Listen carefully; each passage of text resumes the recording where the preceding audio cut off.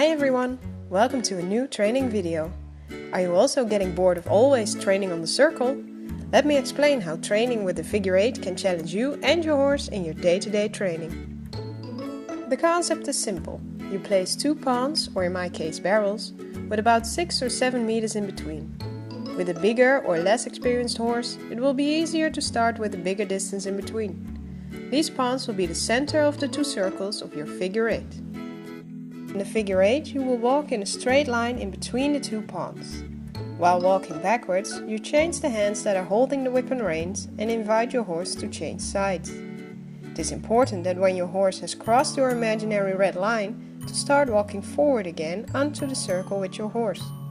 I've drawn green lines to help you see more clearly when I start walking in the other direction. It is important to change your direction on the right moment. If you change too early, you will block your horse's path and he won't change sides and maybe even stop walking.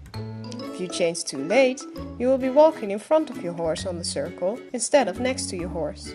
This way you will also block his path and he will probably stop or turn around.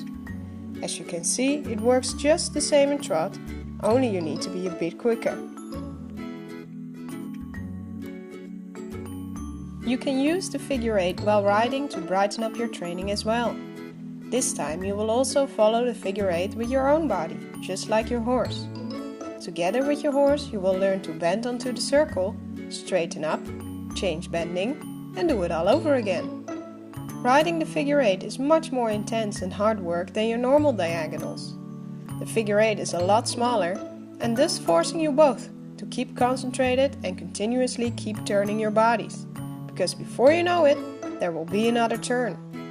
In short, the figure 8 will help you both get more supple and optimize your change of bendings. The more advanced rider can also use the figure 8 to improve their quarter in, half pass and run vert. You start with a quarter in around the first pawn. Then you ride a half pass on the diagonal of your figure 8. Next, you make a run vert around the second pawn. Finally, you ride another half pass on a diagonal and you can start all over again.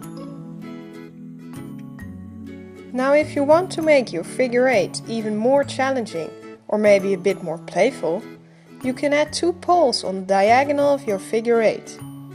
Keep about a meter in between the two poles. This way you can ride through them on one diagonal and go over them on the other.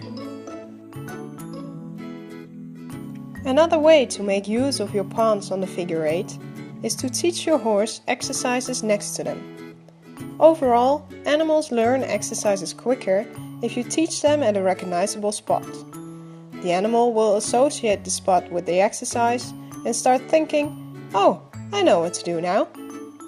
Once your horse understands the exercise next to the pawn, make sure to start trying the exercise away from the pawn.